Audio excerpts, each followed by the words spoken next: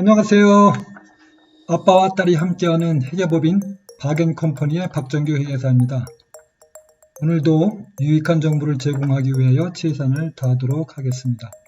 처음 영상을 찍게 되었습니다. 저희들이 이거에 대한 어떤 경험이 있는 게 아니라 단순히 유익한 정보를 제공하기 위해서 이걸 시작하게 됐어요.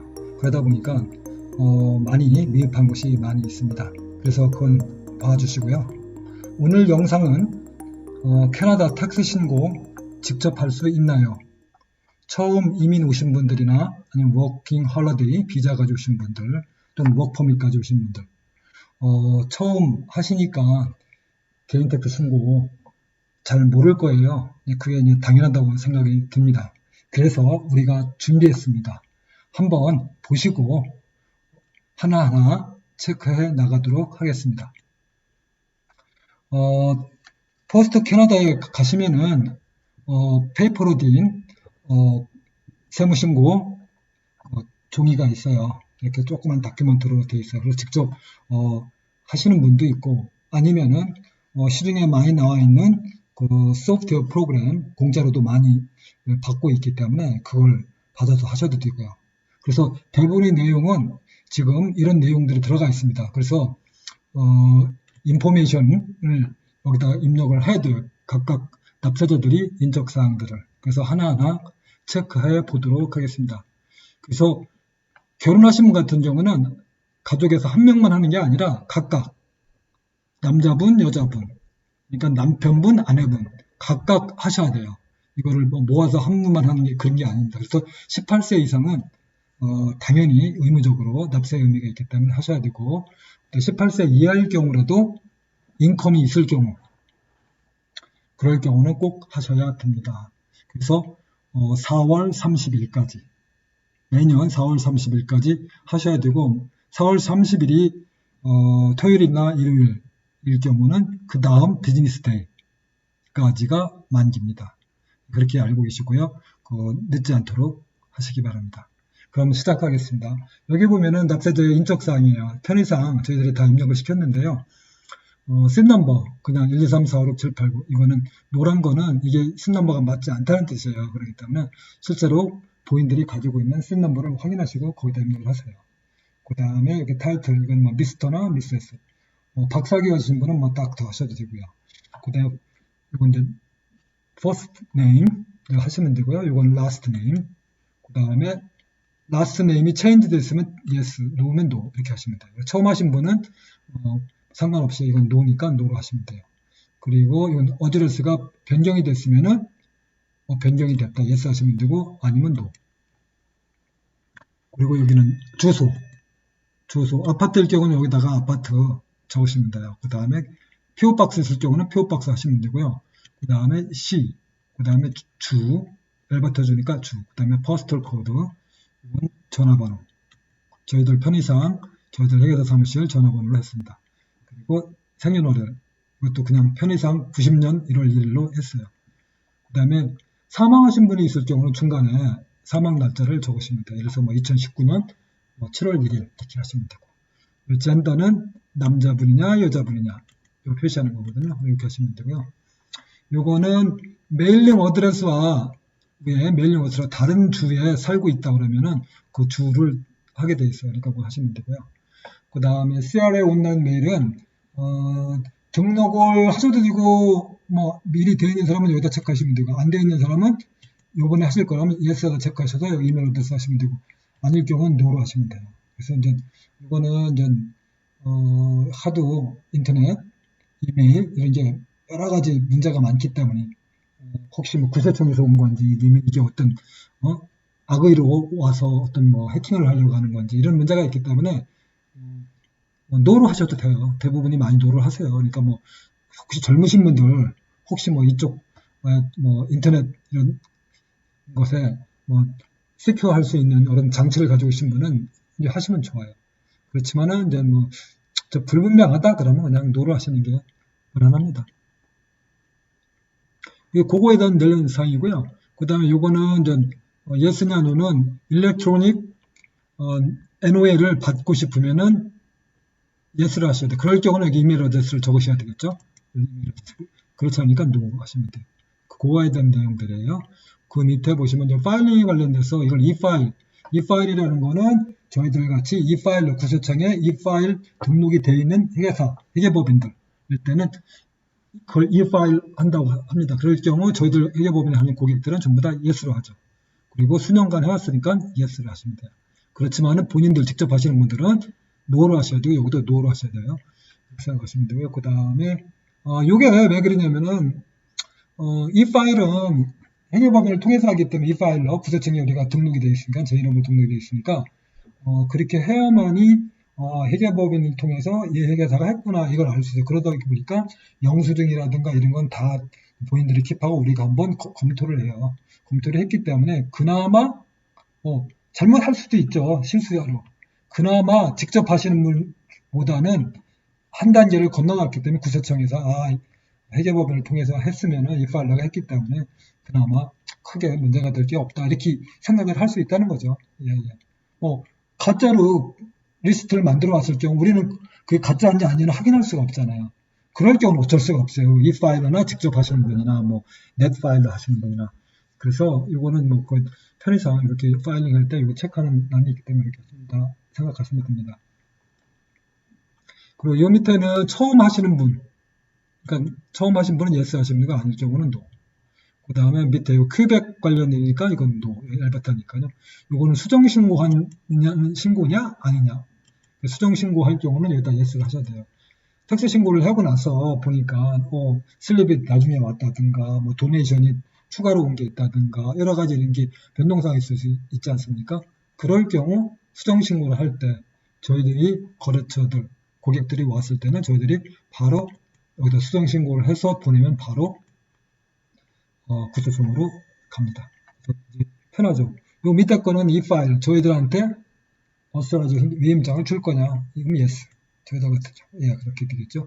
본인 이제 하시는 분들은 no로 하시겠죠. 그 다음에 이것도 이 파일을 할 경우 언제까지 만기냐? 이 파일을 위임장을 준 게 언제 날짜냐? 그랬을 때 여기다가 날짜를 적게 되지만은 본인들이 직접 하실 경우는 이게는 아무것도 안 쓰시면 돼요. 그 다음에 구세청에서 컨택을 어떻게 할 거냐? 우편으로 할 거냐? 근데 이건 작성한 사람. 저희들 같이 이 파일을 할 때는 작성자가 우리면은 우리한테 할 경우는 여기다 표시하시면 되고 직접 받고 싶으면 그냥 본인의 클라이언트 여기다 이렇게 체크를 하십니다. 여기다가. 그 다음에 이거 return discounted 이거는 이 파일로 관련된 경우는 yes 할 수도 있고 no로 할 수도 있지만 이 디스카운트를 하는 경우 그런데 본인 직접 하시는 분이나 넷 파일 하시는 분들은 페이퍼 파일 하시는 분은 no로 하십니다. 그리고 이건 발론티어 프로그램으로 한 거냐 구세청에서 매년 발론티어를 받아요. 발론티어를 받아갖고 노인분들에 대한 저소득자에 대해서 공짜로 해줘요. 그럴 경우 발론티어를 해주는 프로그램이냐 그때는 yes 아닐 경우는 직접 하실 때는 no 그렇게 되겠죠. 그래서 발론티어 하실 분이 할 경우는 거기다가 표시를 하게 되어 있어요. 왜냐면 발론티어를 할 경우는 진짜 회계사 전문가들이 하는 게 아니라 대부분이 보면은 칼리지라든지 아니면 유니버시티 어카운팅 전공하신 학생들이 많이 해줘요. 그렇기 때문에 이게 정확하게 경험이 없기 때문에 조금 틀리는 경우도 있어요. 그렇기 때문에 그걸 이제 참고로 하겠다는 그런 내용들이에요. 그 다음에 밑에 보시면은 돈을 받고 하느냐 안 하느냐 그거거든요. 그러니까 저희들 같이 회계법인 할 때는 yes로 해갖고 돈을 주니까 해야 되고요. 그럴 때는 no로 하겠죠. 직접 하시니까. 그 다음에는 이거는 프리전 감옥에 관련돼서 어떻게 구금이 되어 있느냐 안 있느냐 이런 거거든요. 그래서 이건 no로 하시면 되겠죠. 그 다음에 만약에 이사를 했을 경우 레지던스가 체인지 됐을 때 체인지 되는 날짜가 언제냐 이건 이제 프로빈스에 관련되는 거예요. 그래서 주에서 주로 다른 주로 옮겼을 때 이제 주에서 주 안으로 옮긴 거 이거는 신경을 안 쓰셔도 돼요. 그래서 프로빈스나 테리토리 변경이 있었을 경우 얘기지 엘버타에서 엘버타 내로 옮긴 게 이거는 여기 해당 사항이 없습니다. 이렇게 생각하시면 돼요. 날짜를 주에서 엘버타 주에서 브리티시 콜롬비아로 이사를 갔을 때가 날짜를 적게 되어 있습니다. 적으시면 되고요. 그 밑에 보시면은 메일링 어드레스고 홈 어드레스가 다를 경우는 no다 같으니까 yes, no면 no 이렇게 표시를 해주면 돼요. 이렇게 했으면은 거의 이제 반은 통과가 된 거고요. 우측에 보시면은 marital status, 그래서 이거는 뭐 결혼을 하셨느냐, 아니면은 여기 동거인이냐, 아니면 뭐 미망인, 돌아가셔가지고 미망인이냐. 그 다음에 결혼하신 분은 이제 결혼하셨다가 이제 이혼하신 분, 일단 이혼한 데서 하십니다. 그 다음에 이혼 전 단계로 보통 법원에서 뭐 1년간 한번 별거를 해서 한 다음에 다시 만났어요. 그때 이제 뭐 이혼을 할 거냐 안 거냐 이렇게 또 다시 물어봐요. 그래서 그 전 단계인 separate 여기다 표시를 해주시면 되고, 미혼인 사람들 single 이렇게 해주시면 돼요. 그리고 요 밑에는 보시면은 만약에 위에 신분이 바뀌었을 때 날짜 2019년에 7월 1일에 내가 메리드에서 세퍼에서 바뀌었다. 그러면 여기다 날짜를 적어주셔야 돼요. 그 다음에 여기 보시면은 동거를 했느냐, 했느냐, 그러니까 결혼을 했느냐, 2019년 텍스 이어에 언제라도 되어 있으면 yes 이렇게 표시를 해주시면 돼요. 네.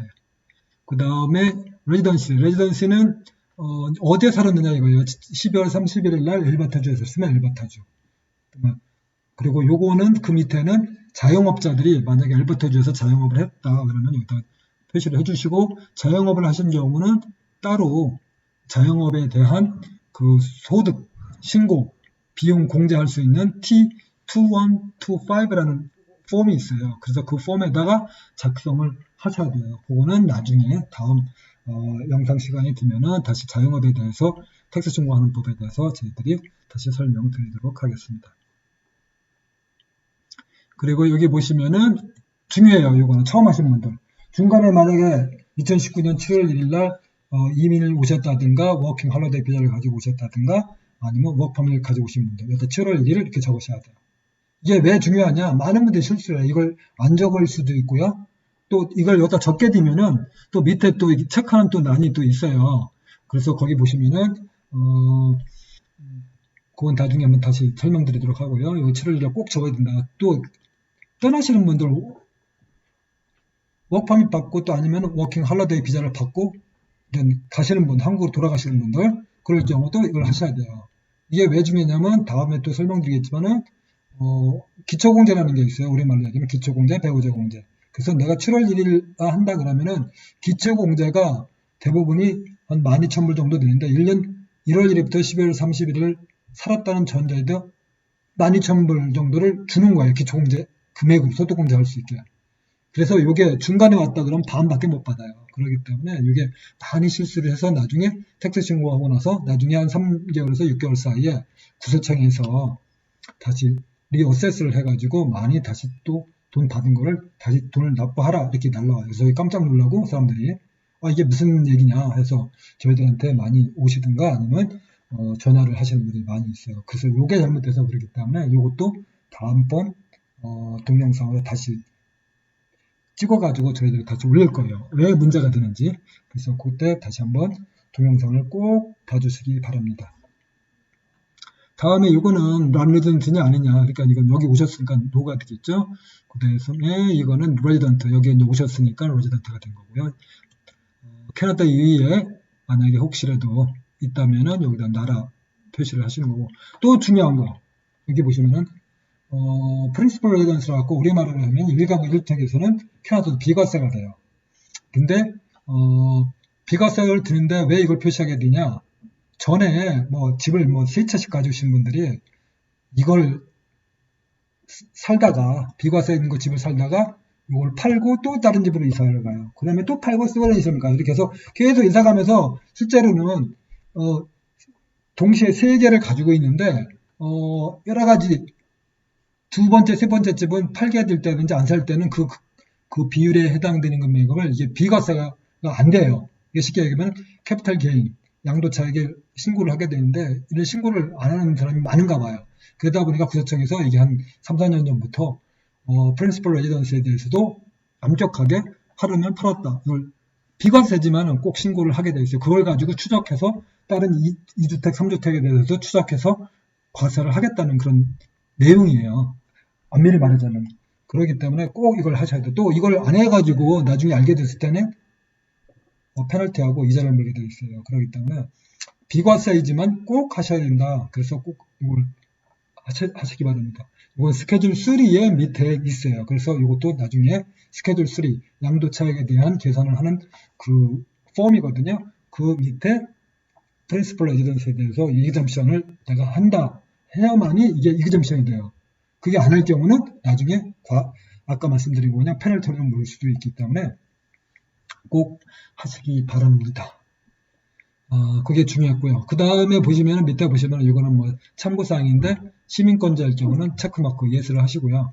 그래서 그 다음에 여기 일렉션 캐나다 선거 관련해서 명부 작성하는 데가 일렉션 캐나다죠. 그래서 그걸 체크마크를 해주시면 되고요. 또 중요한 거 많은 처음 하시는 분들 중요한 거 10만 불 이상 해외에 재산이 있을 경우는 꼭 신고를 하셔야 돼요. 그 폼 이름이 T1135라고 하는데 10만 불 이상이 있을 때 토탈 코스트 이 무슨 의미냐? 토탈 코스트가 마켓 밸류는 지금 시가고요. 토탈 코스트는 그냥 원가라고 그러죠. 쉽게 얘기하면 원가입니다. 그래서 10만 불 원가가 있을 경우 그러니까 하나만이 아니에요. 모든 해외의 재산이 5만 불짜리가 두 군데 미국에 5만 불짜리 있고 한국에 5만 불짜리 있고 중국에 5만 불 있다. 그럼 15만 불이죠. 각각으로 따지면 10만 불은 안 되지만은 해외를 전체를 따져서 15만 불이 될 경우는 세 개를 다 신고를 하셔야 된다. 이렇게 생각을 하시면 돼요.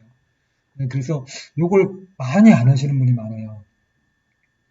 이게 나중에 어떤 문제가 되냐면은 나중에 해외에서 한국이나 미국에 해외 재산이 있는데 이거 신고를 안 하고 돈을 팔아가지고 돈을 가지고 올 때 캐나다로 문제가 심각하게 되겠죠. 딱 와서 이게 무슨 돈이냐 했을 때 해외 재산이 있는 걸 팔아고 온 거다. 그럼 해외에서 신고하는 거에 대해서 페널티 이자 또 물게 되겠죠. 그리고 거기에 대해서 양도차익 또 물어야 되겠죠. 그래서 이게 중요하기 때문에 이것도 영상을 다음 한 편을 저희들이 자세하게 다시 동영상으로 저희들이 정보를 제공하도록 하겠습니다. 이게 무지 중요한 거기 때문에 꼭 하셔야 됩니다. 예. 그리고 요거는 또 T113호는 내가 T1 지금 텍스 신고하는 게 4월 말까지죠. T1135도 4월 말까지 해야 돼요. 그래서 만약에 네트 파일로 할 경우는 내가 T1 신고 이거 텍스 신고만 딱 날리면 이 T113호도 같이 날아가는 게 아니에요. T113호도 별도로 또 신고를 하셔야 돼. 그래서 그것도 다시 또 보내야 돼. 그 얘기는 내가 페이퍼 파일로 할 경우는 그 T113호를 작성을 해서 구세청에 그 보내라는 주소가 있어요. 그 주소로 또 보내야 되고 또 지금 케인텍스 신고하는 이 T1도 또 보내야 돼요. 그래서 두 개를 보내야 돼요. 많은 분들이 착각을 하시고 케인텍스 신고하면은 이것까지 가나보다 이렇게 생각하시는 분들 그게 절대 아닙니다. 그래서 무지 중요해요. 그리고 어떤 분들은 이걸 신고를 해서 이게 했는 줄 알고 자기는 T113을 했다고 보는 거예요. 근데 안 돼 있단 말이에요. 그럼 어떻게 되겠어요? 실수. 그렇죠. 실수였죠. 본인 책임일 수도 있어요. 예, 그러기 때문에, 구세청에서는, 만약에 실수를 했을 경우 10년 이내에, 자발적으로, 신고하는 프로그램이 있어요. 그래서 그걸 10년 이내에 하면은 어떤 페널티라든가 이런 거를 면제를 시켜줘요. 그렇기 때문에 그게 자발적으로 그냥 악의적으로 했을 경우는 또 인정을 안 해줘요. 그렇기 때문에 내가 어떻게 해서 그걸 어떻게 해서 실수를 했다. 그래가지고 그거를 내가 지금 자발적으로 신고를 하니 페널티를 면제를 해주십시오. 이렇게 해서 그 내용을 이제 적어서 그리고 그걸 정확한 팩트 내용을 이제 해야 되겠죠. 그렇게 해서 하면은 그 페널티는 면제가 됩니다. 네, 그래서 그거는 나중에 잘못했을 때 꼭 그걸 이용을 하세요. 그렇게 하시기 바랍니다. 만약에 이게 좀 복잡하기 때문에 모르실 경우는 저희들 연락처 나중에 드릴 테니까 그걸로 연락을 주시면 저희들이 도와드리도록 하겠습니다. 그 다음에 만약에 내가 소득 신고가 하는 그 소득이 없다 그러면 제로로 하시면 되고 예스면 예스로 하시면 되고요. 그 다음에 요거는 장애에 관련되는 거예요. 디서빌리티 어마운트를 신고할 거냐 아니냐. 그러니까 장애 분들은 그렇게 생각하시면 되고 그래서 first time 클레임을 할 경우냐 아니면 yes 이렇게 하시면 돼요. 왜 그러냐면 처음 할 때 이걸 패밀리 닥터라든지 어떤 전문의한테 그 폼을 받아야 돼요. 그래서 내가 장애 어디에 등급 같은 우리말로 하면 등급 장애자 등급 같은 장애자라는 거를 할 수 있는 그걸 패밀리 닥터라든가 전문의한테 받아야 돼요. 그렇기 때문에 그걸 이제 추가로 하셔야 돼요. 마찬가지로 이거 멘탈리, 피지컬리 이것도 장애인지 이것도 마찬가지로 그 다음번에는 인디언 액트 이거는 뭐 그러니까 원주민이 아니니까 이건 노하시면 되고요. 그 다음에 요거는 중간에 사망하신 분들이 있을 경우, 아니 미리 early file을 한 거냐, 미리 이건 사망하신 분은 어떤 또 파일링 데드라인이 또 좀 달라요, 일반인하고. 그래서 이건 미리 파일링 하는 거냐, 그럼 yes면 yes, no면 no. 그러니까 뭐 사망하신 분이 아닐 경우는 뭐 대부분이 no니까 이거 신경 안 쓰셔도 되고요. 그 다음에 여기 보시면 language가 English면 English, French면 French 이렇게 여기다 이제 표시를 해주시면 돼요. 그렇게 하면은 일단 인적사항이라든지 기본적인 사항들은 다 됐습니다. 추가로 여기 텍스 레이트가 어떻게 되느냐, 이제 이거에 대해서 많이 좀 물어보시거든요. 오늘은 시간상 이 정도로 하고, 다음 영상에서 저희들이 연방세율이 어떻게 되고 지방세율이 어떻게 되고, 이건 회사가 아니라 이제 개인으로 이제 말씀드릴게요. 지금까지 유익한 정보 드셨나요? 다음에는 더욱 유익한 정보를 가지고 한번 찾아뵙겠습니다. 혹시 추가 질문이 있으신 분은 저희들 웹사이트 여기 Contact Us에 이메일이나 전화로 이렇게 연락을 주시면 성실껏 답변해 드리도록 하겠습니다. 좋은 하루 되세요. 감사합니다.